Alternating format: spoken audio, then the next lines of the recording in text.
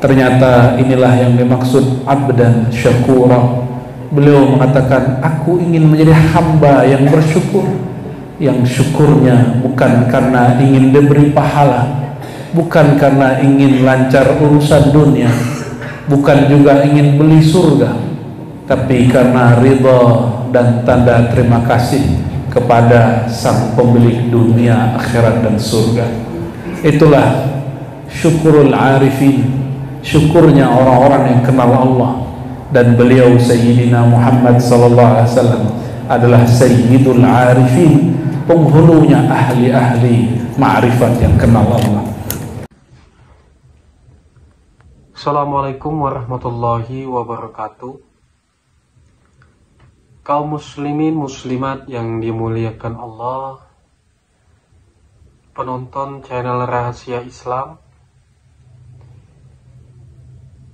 bertemu lagi kita pada kesempatan kali ini untuk kembali menyimak dan mendengarkan tausiah yang akan disampaikan oleh Abuya Ar-Rasy Hasyim. Sebelum kita menyimak dan mendengarkan tausiah yang akan disampaikan Abuya Ar-Rasy Hasyim nantinya, tidak lupa marilah kita selalu bersolawat kepada Nabi Muhammad sallallahu alaihi wasallam. Semoga di akhirat kelak kita mendapatkan syafaat darinya dan mendapatkan rahmat dari Allah Subhanahu wa ta'ala. Amin ya rabbal alamin. Marilah kita bersama-sama menyimak dan mendengarkan tausiah yang akan disampaikan nanti. Semoga kita dapat mengambil hikmah dan nilai positif dari tausiah yang akan disampaikan oleh Abuya Ar-Rasy Hasyim. Selamat menyaksikan. Ala wa huwa Sayyiduna Muhammad sallallahu alaihi wasallam. Walhamdulillahilladzi radiya 'anna bi an nakuna min ummati Sayyidina Muhammad sallallahu alaihi wasallam. Wa nas'alullaha tabaraka wa ta'ala al-hamid al-majid أن يمدنا بمدد المصطفى صلى الله عليه وسلم. أشهد أن لا إله إلا الله الواحد الأحد الصمد، وأشهد أن محمدا عبده ورسوله صلى الله عليه وسلم.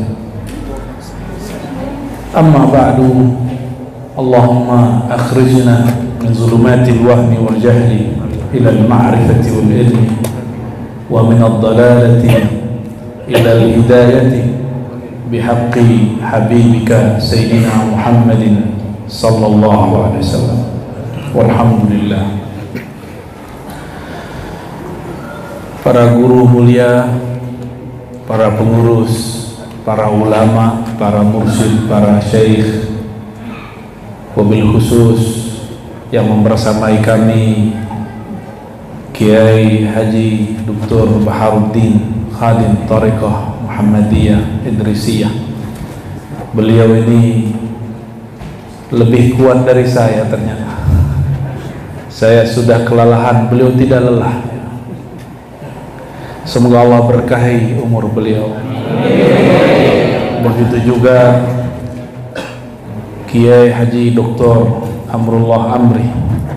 Beliau ternyata di mana-mana orang kenal, di masjid manapun ada nama beliau. Semoga Allah kuatkan jalan dakwah beliau. Allah jaga perjalanan dakwahnya. Begitu juga semua guru-guru mulia yang bersamai kami dan siapapun yang berhadir. Salam ta'zim dari qalbu kami. Puji syukur kepada Allah. Syukur karena Allah layak disyukuri, bukan sekedar hanya ingin permintaan diberi. Itulah syukur sejati. Maka syukurilah Allah karena Allah memang layak disyukuri, bukan bersyukur karena kita ada mau di dalam hati. Dan syukur itulah yang diajarkan baginda Nabi Muhammad SAW. Beliau sholat malam hampir setiap malam, lebih lama dari orang yang belum dijamin masuk surga. Ternyata inilah yang dimaksud abdan syakura. Beliau mengatakan, aku ingin menjadi hamba yang bersyukur, yang syukurnya bukan karena ingin diberi pahala, bukan karena ingin lancar urusan dunia, bukan juga ingin beli surga, tapi karena ridha dan tanda terima kasih kepada sang pemilik dunia, akhirat dan surga. Itulah syukurul arifin, syukurnya orang-orang yang kenal Allah. Dan beliau Sayyidina Muhammad SAW adalah Sayyidul Arifin, penghulunya ahli-ahli ma'rifat yang kenal Allah. Pada majlis mulia ini tanggal berapa? 1 Oktober. Mungkin di negeri kita, kalau aparatur negara sedang merayakan hari kesaktian Pancasila. Pancasila itu tidak sakti kecuali nomor satunya, ketuhanan yang Maha Esa. Nomor 2, nomor 3, nomor 4, 5 semuanya terikut di dalam nomor 1. Maka kita bersyukur negeri ini dibangun atas tauhid ketuhanan yang Maha Esa. Ini syukur nikmat luar biasa. Semoga Allah kekalkan sampai imam akhir zaman keluar asa. Amin ya rabbal alamin. Masih mau ganti negara, Pak? Masih mau ganti negara. Ini negara sudah negara paling islami se-dunia. Islami itu bukan hanya urusan hukum, tapi urusan akhlak dan tradisi. Bukan urusan jinayat sekedar orang maling potong tangan, bukan hanya itu. Itu persoalan kedua, namanya hukum jinayat. Dia hanya sedikit daripada bab ajaran Islam. Islam itu lebih besar babnya tentang akhlak, tauhid dan ma'rifatullah. Negara ini secara falsafah, secara dasar ideologi sudah dibangun dengan asas tauhid, qul huwallahu ahad. Masih mau ganti ini? Jangan-jangan ada kekufuran di hatimu, atau ada kejahilan dalam pikiranmu. Mungkin yang kedua, ada kejahilan sehingga orang masih mau mengganti dasar negeri. Bersyukur tidak? Bersyukur nggak? Mesti bersyukur. Saya dulu anti Pancasila, Pak, sampai 2010.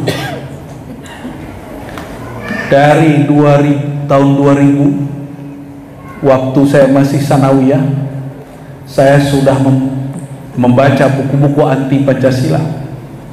2010 saya masih benci dengan Soekarno dan Hatta. Saya masih benci dengan orang-orang yang bangun negeri ini. Ternyata Allah alhamdulillah bimbing hamba yang hina ini membaca buku karya anak dari seorang pejuang, dan dia ulama. Ulama itu namanya Saifuddin Zuhri. Ini karya anaknya, ditulis judulnya Piagam Jakarta. Semoga buku ini dicetak kembali dan dibagikan sebanyak-banyaknya untuk anak negeri ya. Saya nggak ada urusan untuk mempopulerkan buku itu. Saya nggak tahu juga siapa pengarangnya. Yang saya tahu ayah dia pelaku sejarah, ulama, santri, pejuang kemerdekaan, Saifuddin Zuhri. Anak dialah yang bercerita dan membuat disertasi doktoral. Seingat saya itu disertasi ilmiah, bukan halu, bahwa Pancasila itulah hadiah orang Islam untuk negeri ini, bukan menjual Islam kepada non muslim, bukan. Inilah hadiah orang Islam untuk semua yang ada di negeri ini. Maka negeri ini sudah dibangun dengan dasar rahmatan lil alamin. Kita bersyukur. Ini tidak ada pesanan dari Pak Polisi, Pak Tentara, Pak ya, nggak ada. Justru kalau saya ngajar mereka, saya ngajar di sana, dan saya ngajar siapa aja saya ajar yang mau mengajar. Saya nggak ada urusan ya. Saya nggak ada pro sama siapa-siapa, cuma pro ketuhanan yang Maha Esa. Ada yang tidak ada pro? Ada yang tidak pro dengan ketuhanan yang Maha Esa? Jangan-jangan imannya sudah tercabut atau kejahilan sudah merenggut kepalanya. Ini sekedar syukur atas negeri ini, karena jika kita bersyukur Allah pertahankan kedamaian di negeri ini. Dan siapa yang masih salah faham, ayo baca baik-baik, baca buku tadi yang saya ceritakan, lalu perhatikan sejarah negeri ini, perhatikan sejarah negeri-negeri muslim yang lain. Negeri muslim yang lain mungkin hukum Islam jinayatnya dikerjakan, tapi hukum akhlaknya tidak jalan. Saya tidak usah sebut negerinya. Hukum cintanya tidak jalan. Negeri yang paling bebas buat maulid cuma Indonesia. Alhamdulillah. Dan maulid simbol cinta Sayyidina Muhammad SAW. Kita berdoa siapapun pemimpinnya nanti, siapa tahu tahun depan atau tahun ini sudah lewat maulidnya, kita berdoa semoga pemimpinnya merayakan maulid seperti merayakan kemerdekaan. Amin ya rabbal alamin. Setuju nggak Pak? Kalau ada calon presiden begitu, saya pilih dia. Ternyata tiga-tiganya datang. Saya bilang, aku coblos kamu semua. Hangus. Semoga siapapun yang memimpin negerinya nanti, dia cinta kepada Rasulullah SAW. Amin ya rabbal alamin. Ya. Mau kisah atau ngaji berat? Hah? Waduh, wajahnya sudah lelah ini. Hah? Betul? Tidak? Oke, sebelum ngaji berat saya kasih kisah dulu lah, supaya pikirannya langsung tersambung kepada Rasulullah SAW. Dalam riwayat Imam Darimi dengan kualitas yang hasan, Sayyidina Abdullah ibn Umar, Sayyidina Abdullah ibn Umar, untuk beliau dan untuk Imam Darimi, wabil khusus untuk zat yang kita ceritakan ini, Sayyidina Muhammad SAW, kita bacakan surah Al-Fatihah. Bismillah.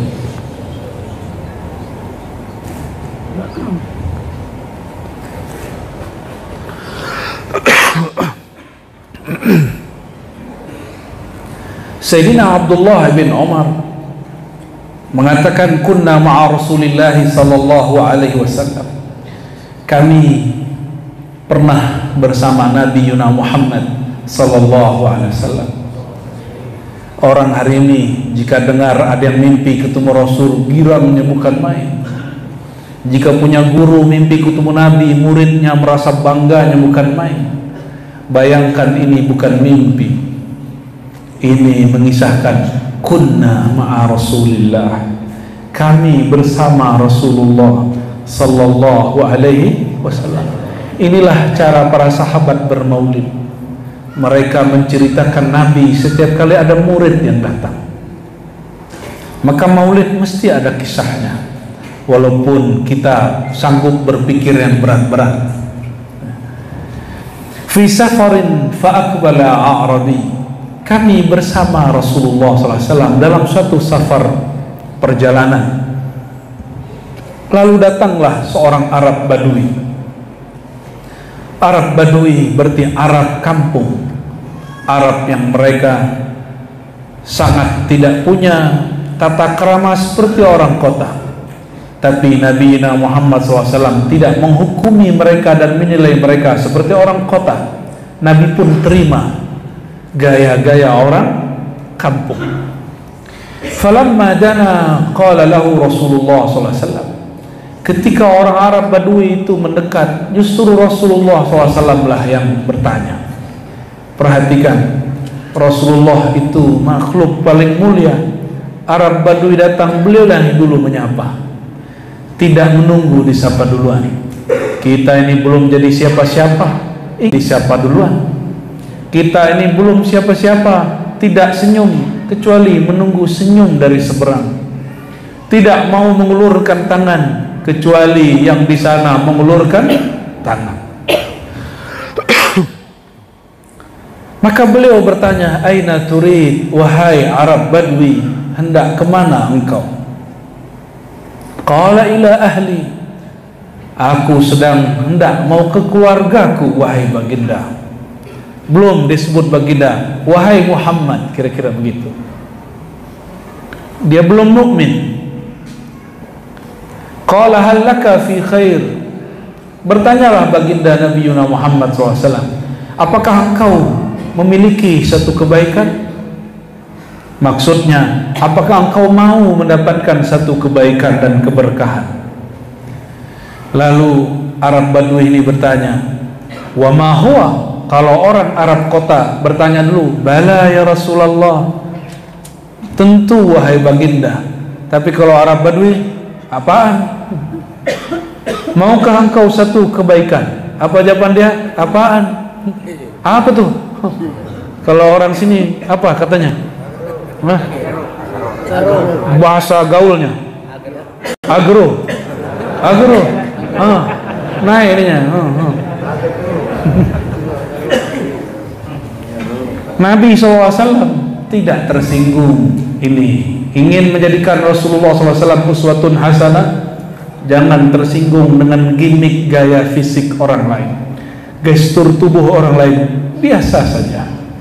Jangan terlalu sensitif, ya, biasa saja. Lalu baginda Nabi Muhammad SAW mengatakan, kebaikan itu adalah engkau bersaksi, bukan saja beriman, bersaksi. Kalau beriman tidak kelihatan, kalau bersaksi dia lihat. Engkau bersaksi tiada yang disembah kecuali Allah dan aku Rasul Allah. Itulah saksi yang jelas Rasulullah di hadapan dia. Persaksian kita hari ini kebanyakan hanya percaya, belum betul-betul menyaksikan. Masih percaya, tapi itu sudah cukup. Arab Badui ini karena dia Badui, lain dengan Sayyidina Abu Bakar As-Siddiq. Jika Sayyidina Nabi SAW berkata, apa kata beliau? Belum Sang Muhammad berbicara, aku sudah percaya. Itu Sayyidina Abu Bakar. Tapi Arab Badui tidak. Apa kata dia? Wa may yashhadu ala ma taqul. Orang Arab Badui seperti orang awam kebanyakan hari ini. Mohon maaf, hari ini banyak orang sekolah, tapi kualitasnya kualitas awam karena hobi dengan gaya Arab Badui. Perhatikan, Arab Badui ini suka ajaib-ajaib, suka yang aneh-aneh, suka bab keramat. Maka Rasulullah SAW tunjukkan salah satu mukjizatnya. Apa kata Rasulullah SAW? Ini pohon, ada satu pohon dulu namanya, sampai sekarang masih ada di Arab, namanya Salamah. Tapi namanya mungkin telah berganti. Apa nama pohonnya? Salamah. Nau'un min syajaril badiyah. Begitu dalam syarah. Salah satu jenis pohon di kampung-kampung Badui. Ini yang dilakukan Kiai Amrullah Amri ini, datang ke daerah-daerah kampung-kampung. Cuma beliau tidak berani buat begini, karena ini hanya hak Rasulullah SAW dan wali-walinya yang besar. Ya, kita ini tidak sanggup ikut Nabi, ikut orang ikut Nabi, yaitu para wali-wali yang besar. Apa kata beliau? Hadhihi Salamah, ini pohon saksinya. Arab Badui bingung, matanya melotot. Hah? Pohon? Disitulah Nabi mulai menunjukkan mukjizatnya. Berkalamlah beliau. Fada'a Rasulullah SAW wahia bisyati'il wadi. Nabi sedang di sini. Beliau memanggil, ada pohon di tengah lembah. Apa kata beliau? Wahai Salamah, wahai pohon, kemarilah. Coba, ada kiai di sini sanggup berani panggil pohon? Nanti ada masanya itu terjadi lagi. Sekarang belum. Sekarang belum dibuka. Maka datanglah itu pohon takhuddul arda. Itu pohon berjalan seperti orang, mirip-mirip seperti film-film. Apakah ini dongeng? Terserah Anda menyebutnya dongeng. Apakah Rasulullah tokoh fiktif? Tidak. Rasulullah fakta, real adanya. Berjalanlah itu pohon ke hadapan Nabi SAW. Arab Badui melongo, matanya bertambah keluar. Fastashhada. Itu pohon bersaksi kepada Rasulullah SAW 3 kali. Ternyata yang bersaksi kepada baginda tidak hanya manusia, tidak hanya jin dan malaikat, tidak hanya hewan tadi, ada domba dan onta, tapi juga pohon. Istashhadaha. Nabi minta, kamu bersaksi wahai Salamah. Maka pohon Salamah bersaksi bahwa tiada yang disembah kecuali Allah, dan yang di depan dia adalah Rasulullah sallallahu alaihi wasallam. Setelah selesai, Nabi suruh dia balik. Baliklah dia. Wahai Salamah, pulang. Ketika dia pulang, Arab Badui masih melongo. Ada apa ini? Wa raja'a al-Arabi ila qaumih. Tapi Arab Badui belum bicara. Apa kata dia? Tunggu. Kira-kira begitu kalau diterjemahkan. Tapi di sini tidak ditulis. Dia langsung pulang ke kampungnya, ke keluarganya, ke kawan-kawannya. Dia panggil orang sekampung. Apa kata dia? Ittabi'uni ataituka bihim wa illa raja'tu fakuntu ma'ak. Ya, ketika beliau hendak pergi, beliau mengatakan, ya, ittabi'uni ataituka bihim. Ikutilah aku akan datang bersama engkau kepada mereka. Dengan kejadian Arab Badui ini, maka Arab Badui sekampung pun masuk Islam. Tapi itu Arab Badui, Arab yang tidak sekolah. Maka dia ketika iman minta persaksian dari luar. Kalau hamba Allah bernama insan, harusnya kalau minta saksi dia minta dari dalam dirinya. Makanya banyaklah orang yang bersyahadat, jika benar cara syahadatnya, bergetar isi kolbunya, itulah saksi dari kolbu dia. Idza dzukirallah wajilat qulubuhum, disebut Allah la ilaha illallah pasti bergetar kolbunya. Dan saya beberapa kali mengislamkan orang yang tulus. Setiap kita sebut la ilaha illallah, badannya bergetar, ada yang lemas, langsung menangis. Melihat dia menangis, saya pun ikut menangis. Semua yang hadir pun ikut menangis. Bergetar sampai ke dalam dirinya, ke dalam jantungnya. Benarlah Allah mengatakan dalam surah An-Nafal, jika disebut nama dia, bergetarlah kolbu yang percaya kepadanya. Itulah yang disebut syahadat kolbu. Yang baru ada syahadat lisan. Ahli kalam, ahli ilmu debat, ilmu tauhid baru syahadat akal. Apa dalil adanya Allah, adanya alam? Perlukah Allah berdalil dengan alam? Selemah itukah Allah? Itulah kata ahli ma'rifat. Apakah Allah perlu didalilkan dengan alam? Apakah Allah perlu dibuktikan dengan alam?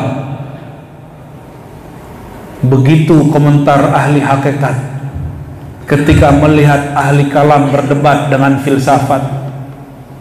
Apa kata mereka? Bukti alam Allah itu ada, alam ini ada. Tidak mungkin alam ini ada kecuali ada yang menciptakan. Fa kullu mutaghayyirin hadis wa kullu hadis wa al alam mutaghayyir wal alam hadis. Semua yang berubah-ubah itu baru. Alam ini berubah-ubah, maka dia baru dicipta. Itu kaidah ahli kalam, ahli filsafat.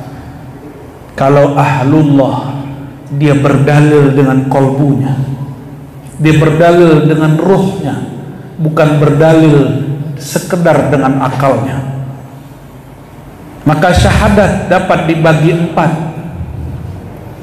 Ada syahadat awam.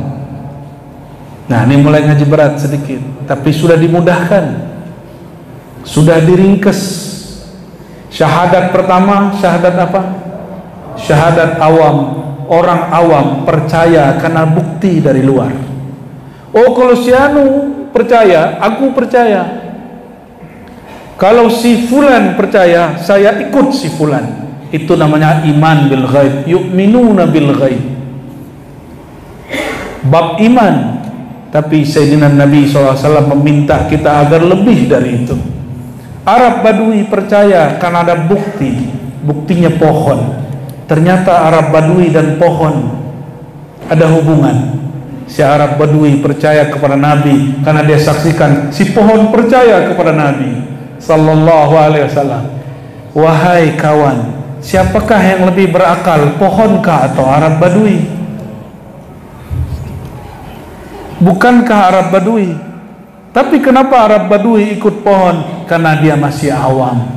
Lama-lama dididik baginda, dia naik menjadi syahadatul aqil. Syahadat yang kedua, syahadat ahli akal. Ini syahadat orang-orang kampus, profesor-profesor, doktor, LCMA, SAG, sarjana agama atau sarjana alam gaib kah? Kalau LC katanya lulusan Ciputat, tapi ada LC yang asli dari sana ya.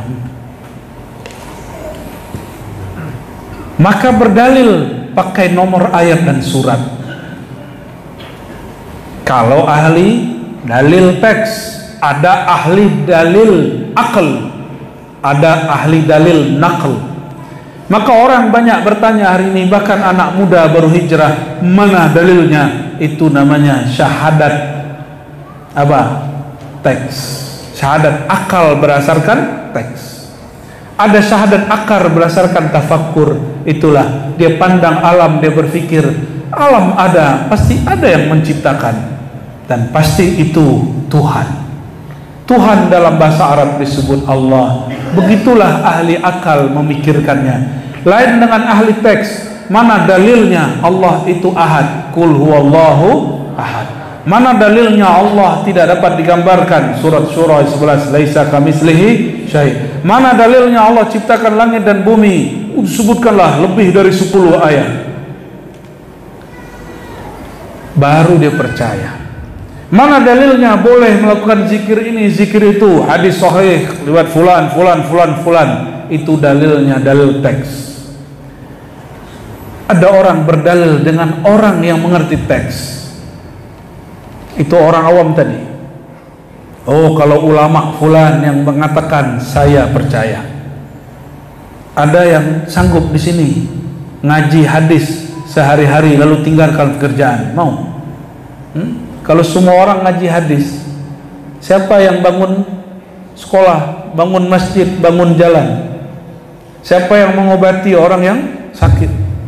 Maka mana dalilnya sebenarnya milik para ulama dan santri? Tapi sekarang orang-orang yang ingin beragama, baru hijrah, sepertinya ingin seperti santri. Gak apa-apa juga. Maka para kiai siapkan saja dalilnya. Siapa tahu nanti ada yang baru hijrah 3 bulan nantang, mana dalilnya kiai? Mesti kiai jawab. Masa lebih tahu orang yang baru hijrah daripada kiai? Ya, siapkan dalilnya seperlunya, tidak usah banyak-banyak. Karena dalil mereka juga tidak banyak, cuma kullu bid'atin dhalalah. Tidak apa-apa. Saya senang ada orang berdalil dengan kullu bid'atin dhalalah. Berarti dia ada niat belajar hadis Nabi sallallahu alaihi wasallam. Tidak apa-apa. Ya. Cuma mungkin dia memahaminya baru secara bahasa yang standar, bukan secara bahasa yang tinggi. Imam yang pakar bahasa Imam Nawawi menerjemahkan bid'ah, kullu bid'ah ada amun maksus. Ini am, kullu itu semua, tapi maknanya sebagian. Jangan tantang Imam Nawawi, apakah Nawawi lebih tahu daripada Nabi? Itu pertanyaan yang konyol. Apakah kamu para ulama lebih tahu dari Nabi? Bukan begitu. Kita katakan, apakah Imam Nawawi lebih alim dari kamu atau kamu lebih alim dari Imam Nawawi? Jangan adu-adu dengan Nabi Sallallahu Alaihi Wasallam, ya. Tapi saya sudah tinggalkan debat-debat begitu, karena debat begitu walaupun kita benar di sisi Allah belum tentu benar. Kenapa? Allah tidak suka orang yang sombong dengan kebenaran-kebenaran yang dia peroleh.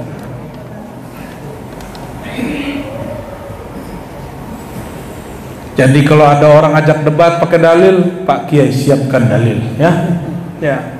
Tapi kalau saya nggak perlu pakai dalil aneh-aneh. Orang pakai dalil begitu, kita ajak, coba kamu terjemahin. Kullu bid'atin dhalalah. Kullu artinya apa? Bid'atin artinya apa? Dhalalah artinya apa? Kita terjemahin cuman ahdatsa. Nanti dia akan keliputan sendiri. Ya. Ada orang marah-marah sama kami dulu, kami khutbah.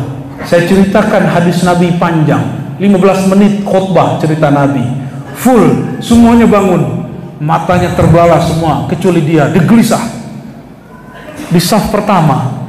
Ada orang gelisah di saf pertama, ternyata dia sudah mau target saya. Ini khatib, ini ahli bid'ah. Kenapa? Di Quran Nabi jarang diceritakan. Yang diceritakan mestinya Allah, Nabi tidak. Yang diceritakan seharusnya para nabi. Waqsusil qasasa. Betul, saya baru keluar masjid, saya langsung dikejar. Dikejar, apa kata dia? Ustaz, saya mau mengkritik Ustaz. Oh baik Pak, silakan Pak, saya layani. Saya kira ini Arab Badui. Karena mengikuti akhlak Nabi, kita tidak boleh menolak, karena dia sudah Islam. Apa kata dia?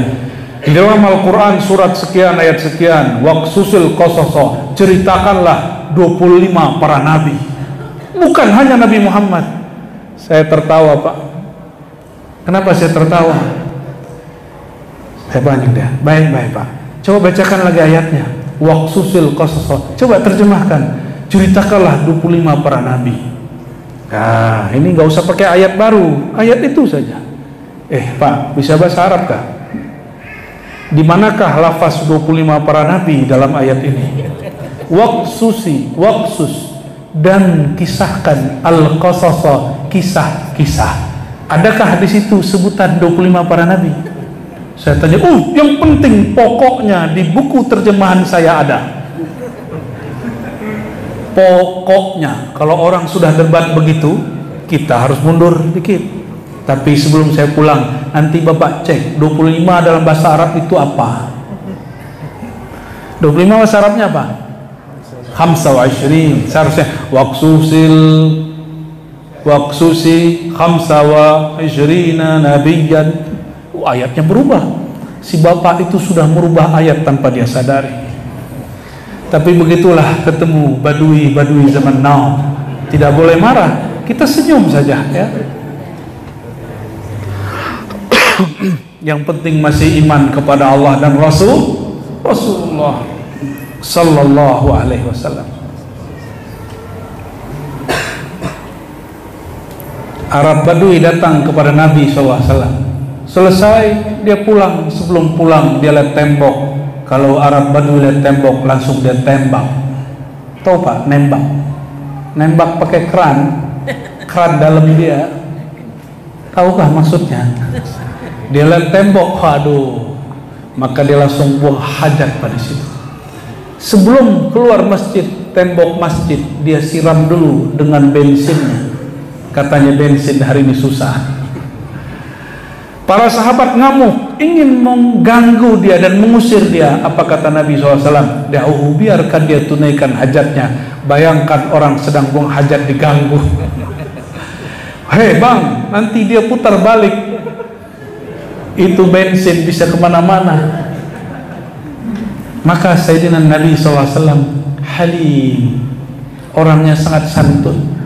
Ya Rabb, orang mengencingi masjid Nabi masih santun. Masa cuma karena beda faham kita tidak santun?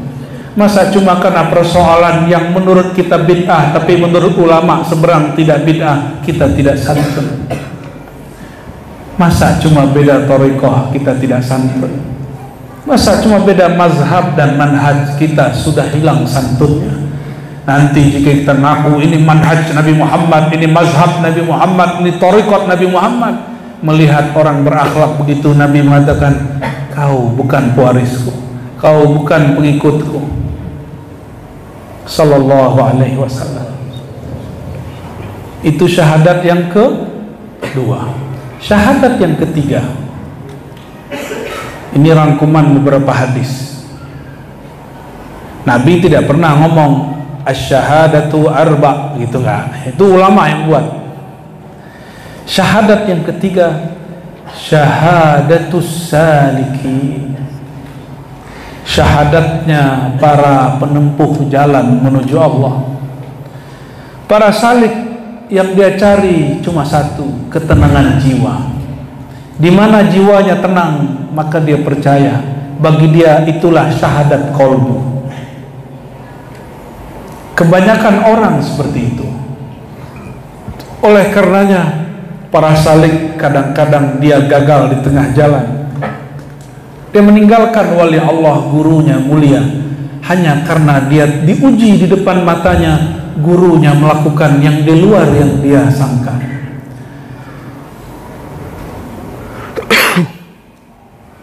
Ujiannya murid itu bukan riyadhah, bukan zikir banyak-banyak. Ujian murid terberat itu adalah melihat perilaku gurunya yang terkadang dia tidak suka. Kalau ujian bapak-bapak ini melihat, misalnya bapak ini nggak merokok, melihat gurunya merokok, langsung diuji. Apa urusannya wali dengan rokok? Adakah wali yang merokok? Ada. Ada wali yang tidak merokok? Ada. Ibu-ibu diuji dengan hal apa? Ibu-ibu itu ujiannya kalau gurunya nambah istri. Oh, ini bukan wali nih. Jadi bagi ibu-ibu, wali itu kalau ustadz itu menyiksa dirinya kalau perlu tidak kawin. Karena bagi ibu-ibu sebagian ibu-ibu, orang suci itu tidak menikah. Kalau pikirannya diikuti, itulah rahib. Lain, ini ujian murid berguru. Dalam ajaran Islam, kita tidak mau menyinggung ajaran di luar Islam. Biarlah mereka punya pemimpin agama tidak menikah, itu ajaran mereka. Dalam ajaran kita, seorang laki-laki apabila dia masih bersyahwat, berpikir kepada lawan jenisnya, maka dia wajib menikah. Bukan menahan syahwatnya, kecuali dia tidak punya ba'ah, kemampuan. Maka semakin dia menikah, semakin bersihlah khayalan syahwatnya. Jika dia menikah satu, belum khayalannya belum bersih, menikah lagi. Jika belum, menikah lagi. Itulah ujian murid, terutama perempuan. Maka banyaklah kiai-kiai di Indonesia dahulu, nggak tahu sekarang, ditinggal ibu-ibu karena ustadznya menikah lagi. Nggak tahu nanti nih Kiai Amirullah Amri nih ya. Itu ujian. Dan yang paling diuji biasanya istri sendiri. Doakan saya bisa melewati ini. Kayak udah punya aja ya. Maksud saya doakan Kiai Amirullah. Kiai Baharudin bagaimana? Kiai Sadat gimana? Kiai Sadat ya. Allahumma sholli ala sayyidina. Nih ibu jangan marah Bu ya. Dalam ajaran kerohanian, orang yang diuji itu orang yang sih berpikir dengan mindset dia. Habis mindset kita ubah dengan mindset Rasulullah SAW, barulah ujian terasa ringan. Seandainya Itu terjadi sekarang, ya. Rasulullah ada hari ini, tentu orang banyak meninggalkannya, ya. Tapi saya yakin orang-orang yang tasdik kolbunya, apapun yang dia lihat dari gurunya, selama gurunya tidak kufur, tidak kafir dan murtad, pasti dia ikuti. Ikuti rohaninya, bukan sisi manusiawinya. Ikuti rohaninya, bukan sisi manusiawinya. Cukup katakan, oh guruku, dia juga manusia, dia juga seorang manusia, dia mungkin punya salah. Aku tidak mengikuti salahnya, aku mengikuti kerohanian di dalam jiwanya. Maka murid harus pintar-pintar memilah guru kita sedang jadi apa. Allahumma salli wa sallim wa barik alaihi.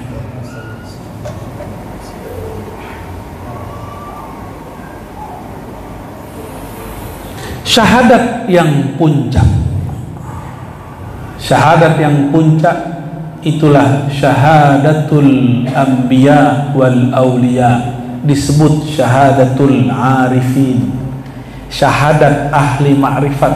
Itulah syahadat para nabi dan para wali.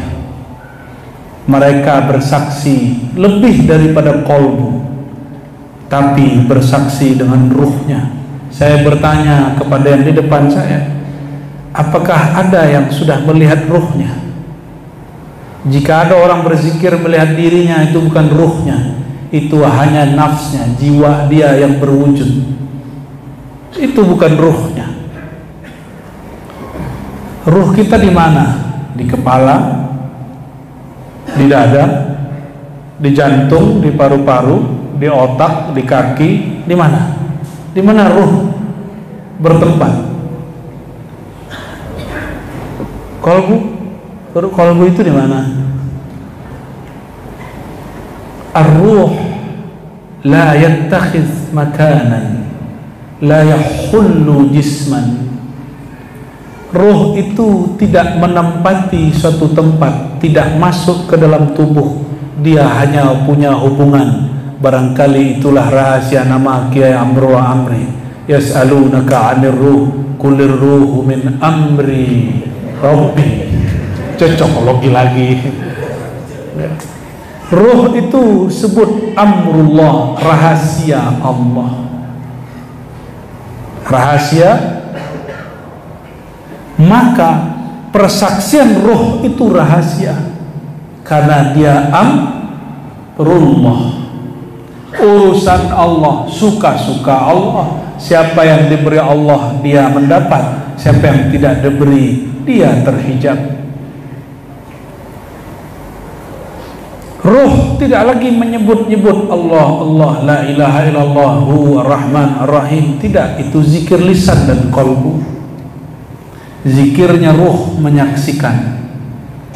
Bapak, saudara, saudari yang bukan Allah, kalau saya jauh dari Kiai Baharuddin, saya sebut-sebut namanya, Kiai Baharuddin, Kiai Baharuddin. Kalau sudah di depan, masih saya sebutkah namanya, atau cukup pandang beliau? Baharuddin, Baharuddin, Baharuddin. Apa kata beliau? Itu namaku. Kamu mau apa? Ya, betulkah? Ya. Ma huwa, kamu mau apa? Seperti Arab Badui tadi nanya, ya. Pasti marah. Sebut-sebut namanya. Mungkin saya sebut karena saya tidak tahu siapa yang punya nama. Saya sebut Baharuddin, Baharuddin, Baharuddin, padahal yang punya nama ada di samping saya. Itulah zikir ahli qalbu. Dia bertanya, apakah Allah jauh? Kenapa zikirku terasa hambar? Ahli lisan yang berzikir lisan pun bertanya, ya Allah, apakah engkau tidak dengar doaku? Padahal Allah tidak pernah jauh dari dia. Bahkan dia aqrabu ilaihi min hablil warid, lebih dekat dari dirinya sendiri. Allah tidak pernah jauh, engkaulah yang merasa jauh. Karena engkau merasa jauh, diberilah zikir lisan, la ilaha illallah, subhanallah. Diberilah zikir qalbu, Allah, Allahu. Tapi jika engkau sudah sadar dekatnya dia, Dia selalu ada. Dia tidak pernah tiada.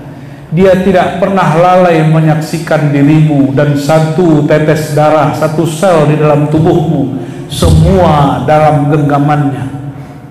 Maka orang ini akan faham. Inilah yang disebut penyaksian ruh, penyaksian kesadaran. Dia sadar dirinya dalam genggaman.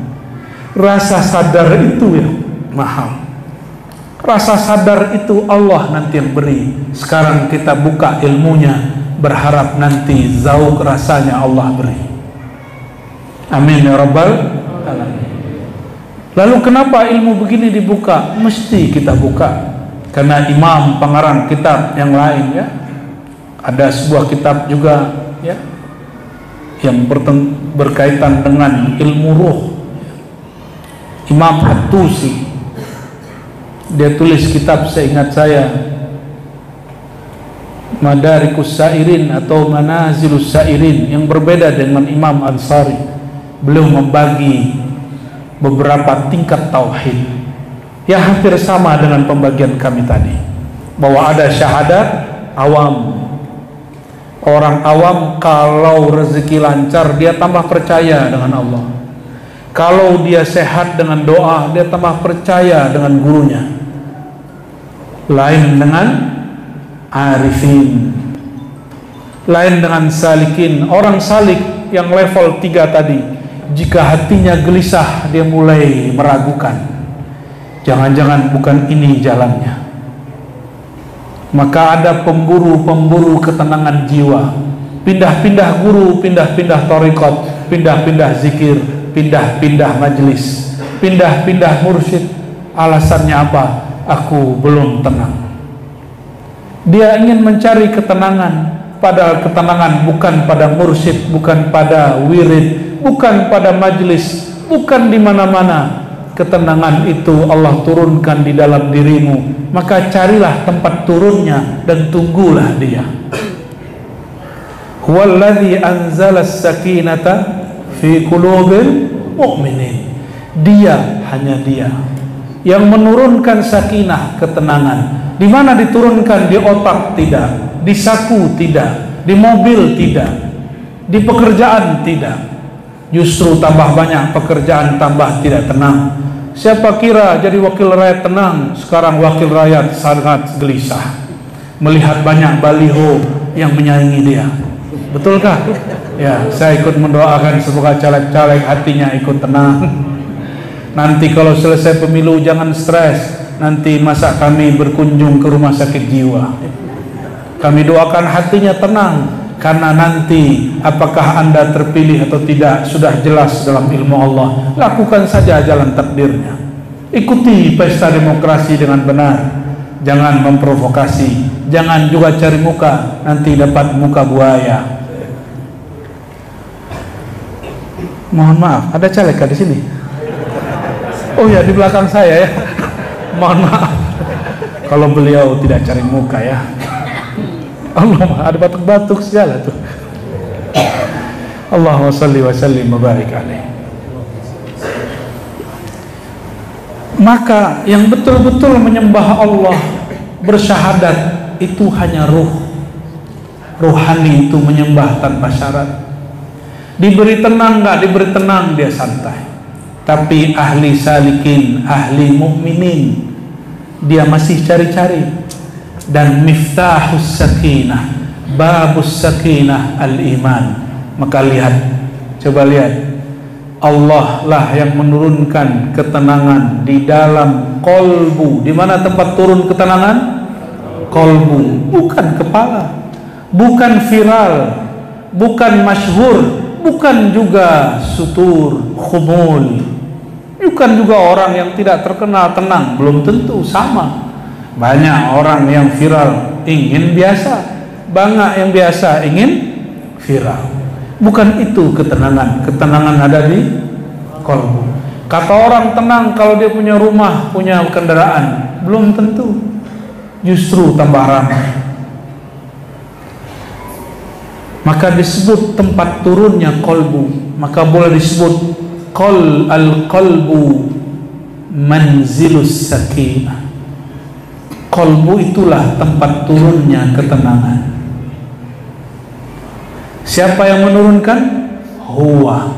Makanya guru-guru kami kalau ada kawan yang bergelisah, maka zikirlah kul huwallah hu Allah hu. Zikir hu, karena huwa dialah yang menurunkan ketenangan. Jadi zikir hu itu sunnah, bukanlah bid'ah. Tapi ada kunci. Qalbu yang manakah? Manzilus sakinah qalbul mu'min. Tempat turunnya sakinah, qalbunya orang yang percaya. Itu sakinah. Di atas sakinah namanya istiqamah. Wal istiqamah khairun min alfi karamah. Istiqamah lebih tinggi dari sakinah, lebih tinggi daripada bisa berbicara dengan hewan dan tumbuhan. Itulah pribadi Sayyidina Muhammad sallallahu alaihi wasallam. Itulah makna dalam doa yang kita baca dalam salat, ihdinas siratal mustaqim. Tunjukkan kami jalan istiqamah. Maka Imam Qad'iyat mengatakan siratal mustaqim huwa Sayyiduna Muhammad sallallahu alaihi wasallam. Jalan istiqamah itulah jalannya Rasulullah sallallahu alaihi wasallam. Wa an'buduni hadza siratum mustaqim. Itulah jalan penyembahan, penghambaan kepada Allah, jalan yang benar. Siratal mustaqim. Maka saudara-saudaraku, siapapun yang berhadir, mulailah naik ke bab istiqamah. Salat khusyuk, tidak khusyuk, tidak usah hiraukan, langsung naik ke istiqamah. Lezat, tidak lezat zikir, istiqamah. Karena kita tidak menyembah rasa lezat, kita menyembah yang menurunkan rasa lezat. Turun tenang, tidak turun tenang, kita tetap menyembah huwa, dia. Kenapa jiwa tenang? Kenapa qalbu tenang? Berarti percayanya cukup, qalbunya sedang dibuka. Kenapa sudah zikir qalbu tidak tenang? Berarti qalbunya sedang ditutup. Bukalah qalbu. Pembuka qalbu itulah istighfar. Maka kullu nabiyyin taibun, kullu nabiyyin tawwabun.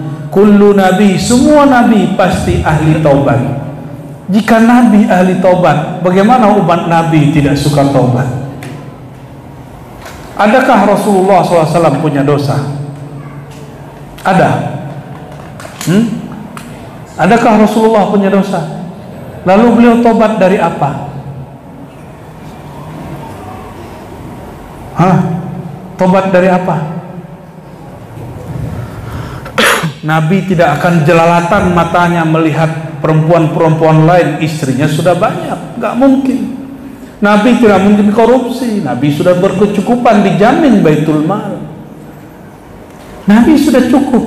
Nabi tidak mungkin dosa fisik. Ini mohon maaf ustadz-ustadz, kami para pengajar ini, walaupun terlihat suci, mata kami belum suci. Melihat yang cantik, matanya masih tertarik. Melihat duit yang banyak, hatinya masih tertarik. Masih. Tanya semuanya, jujur saja. Kita masih suka, apalagi yang di depan saya. Suka dikasih duit kah? Suka kah? Ya, malu ya. Ya, malu-malu, hatinya mau. Kita semua ini penuh dosa. Wajar kalau istighfar 100, tobat 100 sehari. Nabi mungkinkah cinta dunia? Nabi telah talak dunia. Tapi kendaraan Nabi bagus-bagus. Semua istrinya punya kendaraan, punya rumah. Modal. Berarti orang kaya atau orang miskin? Mana ada orang miskin, semua istrinya punya kendaraan. Ya, dan kendaraannya kendaraan bagus-bagus. Masing-masing istrinya punya pelayan, pembantu, bahkan budak. Mahal itu harga budak. Jadi orang mengatakan Sayyidina Muhammad SAW itu miskin, itu kurang piknik. Kalau Imam Subki mengatakan orang begitu mesti diingatkan, bahkan dihukum. Imam siapa? Imam Subki. Nabi itu berdoa menjadi seperti orang miskin, tapi beliau bukanlah miskin. Allah maj'alni miskinan, ya Allah jadikan halku seperti orang miskin, tapi beliau bukanlah miskin. Orang miskin itu hanya mikirkan makan sehari, dia tidak berangan-angan sampai 7 keturunan.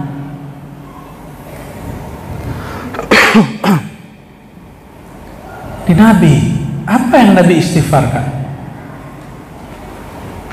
Nabi bertobat dari apa? Nabi tidak punya maksiat. Liyutahhirakum tathira. Allah mengatakan Allah selalu mensucikan kau dan ahlu baitmu. Nabi suci. Inilah yang disebut taubatul arifin, taubatnya ahli ma'rifat. Apa kata beliau? Wa inni la astaghfirullah wa atubu ilaih 100 marrah fi kulli yawm. Ya, kenapa? Nabi selalu istighfar. Aku istighfar tobat setiap hari 100. Kenapa?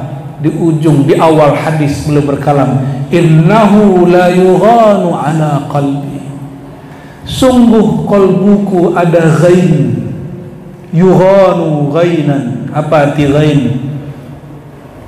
Maka Sidi Ahmad bin Idris al-Idrisi mengatakan al-ghain jadi nurun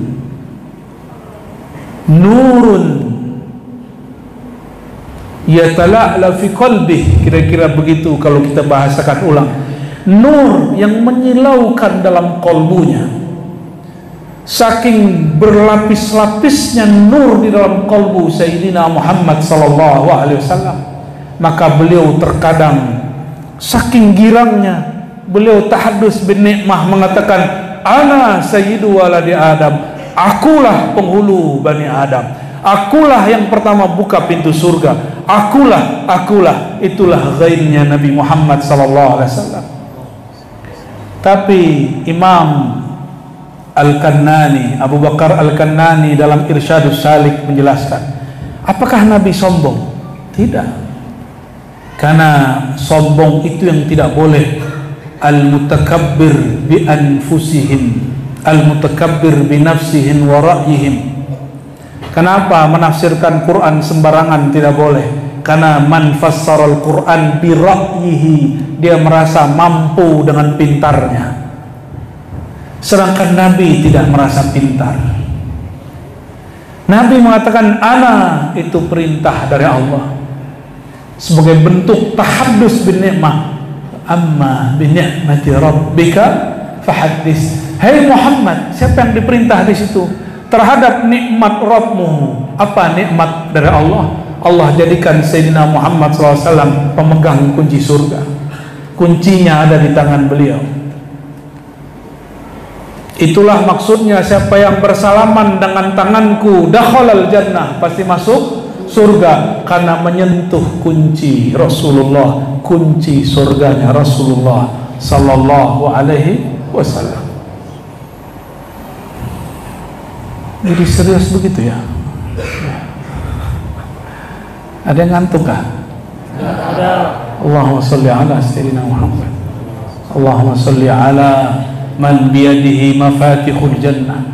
Ya Allah, limpah ruahkan salam salawat kepada zat yang di tangannya ada kunci-kunci surga. Wa alihi wa barik wa sallim. Rasulullah menyebut itu. Itulah yang disebut nur. Kata Imam Al-Banani, al-mukabarah bil haq, takabbur dengan al-haq, dengan Allah boleh, yang tidak boleh merasa besar dengan diri dan pandangan, dengan nikmat sendiri, dengan harta sendiri, dengan ilmu sendiri. Tapi at-takabbur billah bil haq, itulah ana sayyidu waladi Adam. Rasulullah itu merasa besar, bukan dirinya yang besar, dia merasa besar karena bersama yang besar. Bukan dia merasa hebat karena dirinya, saya ini sudah 20 tahun ngaji hadis. Bukan, dia nggak ngomong begitu. Saya ini Rasulullah tidak pernah maksiat. Tidak, Rasulullah nggak pernah begitu. Aku ini tidak pernah melakukan larangan Allah. Bukan itu. Aku ini 20 tahun tahajud. Tidak. Tidak, Rasulullah tidak berkalam seperti itu. Sallallahu alaihi wasallam. Maka sahabat-sahabat, saudara-saudariku yang berhadir, mulailah syahadatnya syahadatul arifin, syahadat ruh tidak bersyarat. Cukuplah Rasulullah SAW sebagai sumber kita. Tubuh ini dari nurnya, ruh ini dari ruhnya. Kita ini yang disebut dapat hadiah Rasulullah SAW. Tadi sore saya sebut sebuah hadis, ana rahmatun innama ana rahmatun muhda. Akulah rahmat yang diberikan sebagai hadiah bagi kalian. Hadiah itulah yang menjadi ruh kita, yang menjadi tubuh kita. Maka asyukuru ilallah, syukur kepada Allah tidak sah kecuali berterima kasih kepada baginda Nabi Muhammad sallallahu alaihi wasallam. Doakan kami, Allah kuatkan mendakwahkan cinta ini, cinta kepada Rasulullah sallallahu alaihi wasallam. Doakan kami supaya tetap istiqamah mendakwahkan ajaran kasih sayang Rasulullah sallallahu alaihi wasallam. Bukan doa poligami, Pak, ya, jangan salah paham ya. Sudah jam 10. Oke, satu riwayat lagi lah saya bacakan ya. Masih riwayat Imam Darimi. Dalam muqaddimah beliau ceritakan asrar Nabi sallallahu alaihi wasallam. Yang bercerita seorang sahabat namanya Jabir. Kata Jabir, dalam perjalanan kami di pelosok-pelosok Madinah, ini sunnah. Kalau kata kawan saya jamaah tabligh namanya jaulah. Kalau politisi namanya apa? Belusukan. Kalau ustadz ya, para ustadz ini disebut dakwah pelosok. Samalah, terserah sebut istilahnya. Semuanya boleh. Kata Sayyidina Jabir, suatu kali Rasulullah SAW berkalam kepadaku, "Hei Jabir, kumpulkan air di satu bejana." Untuk apa? Untuk Nabi beristinja. Kata Sayyidina Jabir, biasanya Rasulullah SAW tidak pernah mau buang air besar, buang air kecil, kecuali tempatnya tertutup.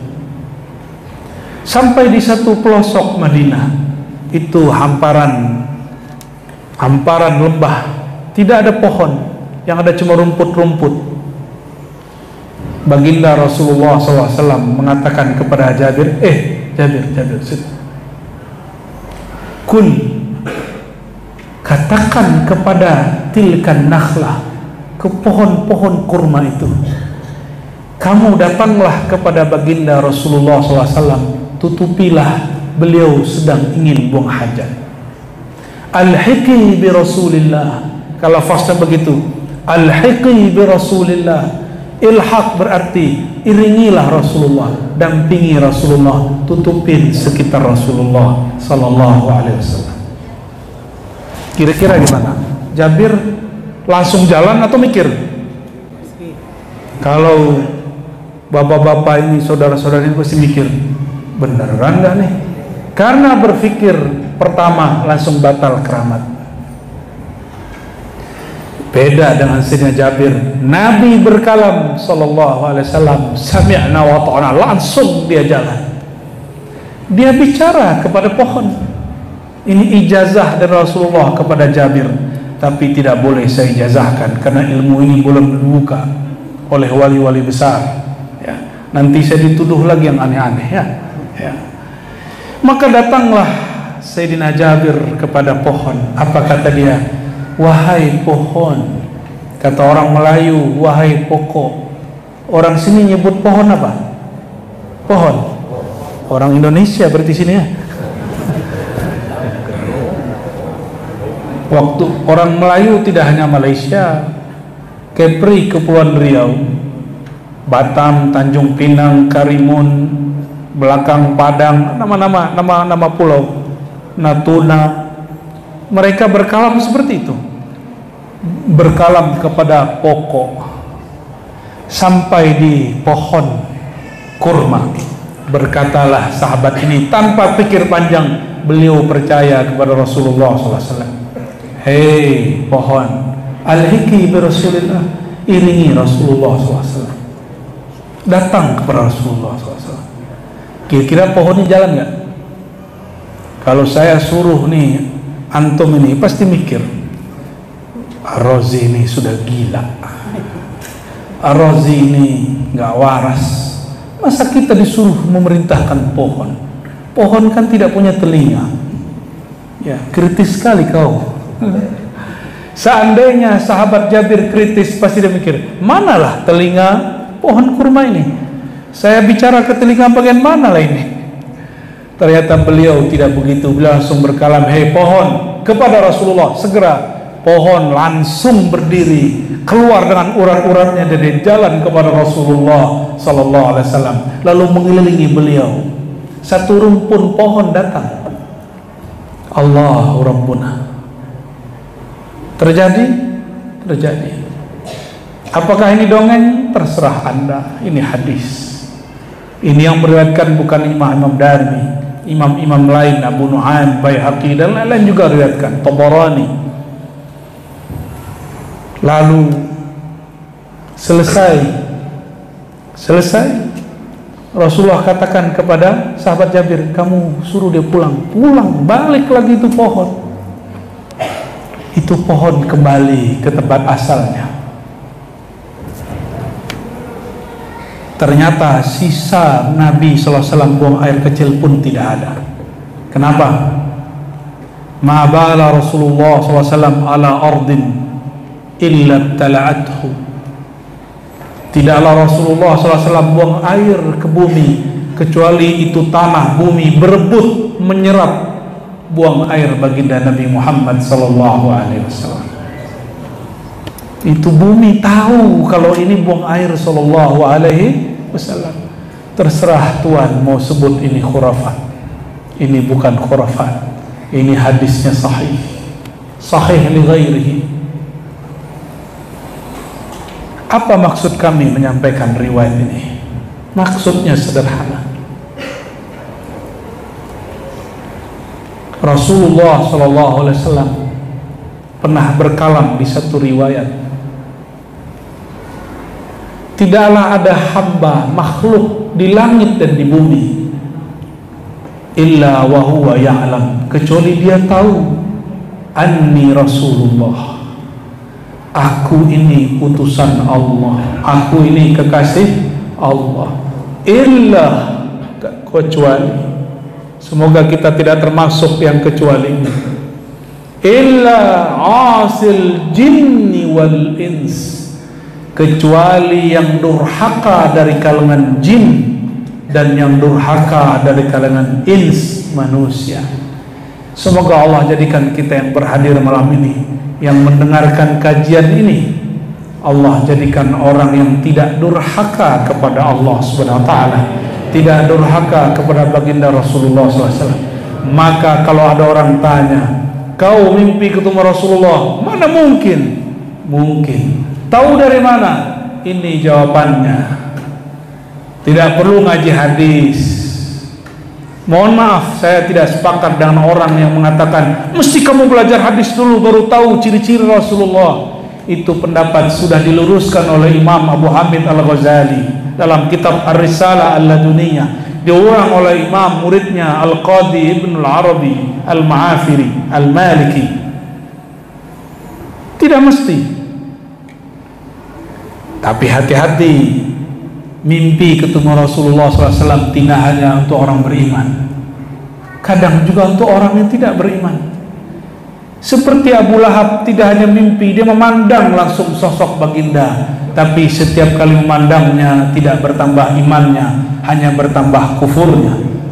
Jadi jangan senang dulu mimpi ketemu Rasulullah Sallallahu Alaihi Wasallam. Lalu mimpi itu apa? Ar-ru'ya as-salihah disebut dalam hadis sebagai tanda warisan-warisan kenabian di akhir zaman. Warisan itu lebih dari 40 jenis, dan warisan yang spesial itu disebut ar-ru'ya salihah.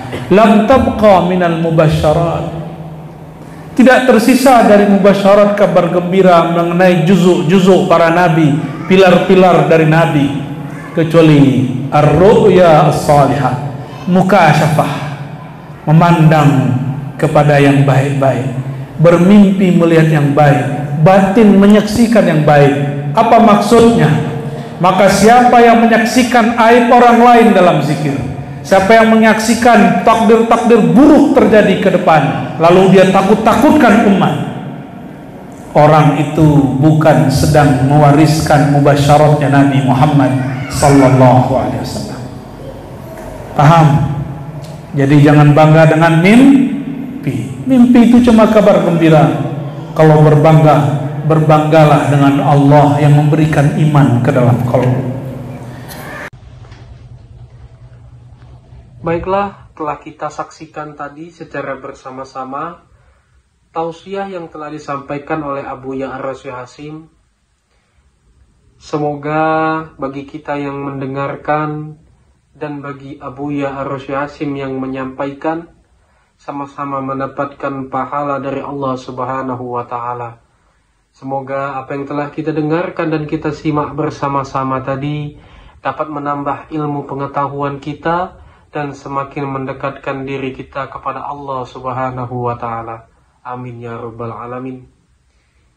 Dari tausiah yang telah disampaikan oleh Abu Ya'ra Syekh Hasim tadi, dapat kita ambil kesimpulan dan juga ilmunya, bahwasanya jangan sampai kita terlena oleh kenikmatan dunia hingga sampai meninggalkan kewajiban kita dan meninggalkan perintah dari Allah Subhanahu wa Ta'ala. Marilah kita selalu bersama-sama menjaga diri kita agar tidak terlena terhadap kenikmatan dunia dan selalu berusaha untuk mendekatkan diri kita kepada Allah Subhanahu wa Ta'ala. Semoga kita termasuk umatnya yang selalu mendapatkan syafaat dari Rasulullah Sallallahu Alaihi Wasallam dan juga selalu mendapatkan hidayah serta rahmat dari Allah Subhanahu wa Ta'ala. Semoga apa yang telah kita dengarkan tadi dapat menjadi ilmu dan juga bermanfaat bagi kehidupan kita, dan tentunya semakin mendekatkan diri kita kepada Allah Subhanahu wa Ta'ala. Sekali lagi kami ucapkan terima kasih yang sebesar-besarnya bagi penonton yang telah mensupport channel Rahasia Islam ini dengan mensubscribe, like, dan share. Karena dengan bantuan dan support penonton sekalian, kami semakin bersemangat untuk selalu menyebarkan konten-konten yang insya Allah akan memberikan ilmu serta manfaat bagi kita semua. Sekali lagi kami mohon, apabila konten kami memberikan manfaat dan juga ilmu serta nilai-nilai positif, mohon bantuannya untuk subscribe, like, dan share, karena dengan melakukannya kita sama-sama telah menyebarkan kebaikan untuk sesama umat manusia.